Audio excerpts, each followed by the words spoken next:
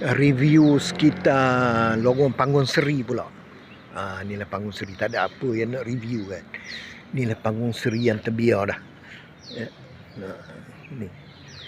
Ni Panggung Seri ni lah panggung kedua selepas Panggung Semantan. Panggung Semantan sana dulu, di bawah ni. Bawah pokok ni dulu ni stesen teksi. Stesen teksi yang kedua kan.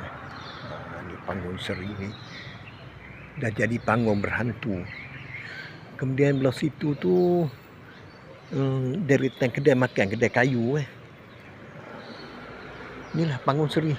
Lorong ni diberi nama Jalan Abu Samah, Jalan Datuk Abu Samah. Inilah keadaan Panggung Seri.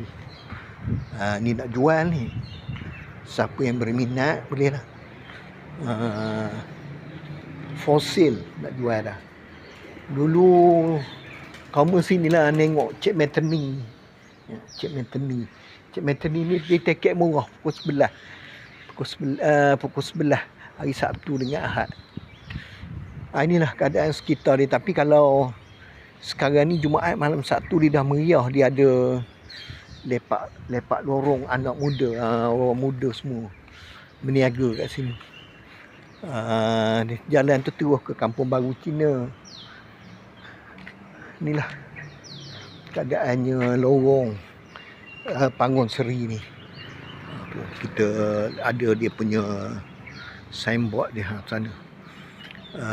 Pasar anak muda lepak lorong. Memang banyak kenangan lah dekat sini, dekat Panggung Seri ni dulu. Tapi yalah, dunia makin bertambah maju. Orang tengok, sekarang ni orang tengok filem di hujung jari je, tak masuk panggung lah ya. Okey. Ni Panggung Seri ni tu saya kata tadi panggung yang kedua. Sebelum tu Panggung Semantan. Itu pawagam, dan sebelum tu lagi ada pementasan di pentas terbuka masa tu. Dia lebih kepada cerita-cerita hiburan dan juga membangkitkan semangat kemerdekaan masa itu.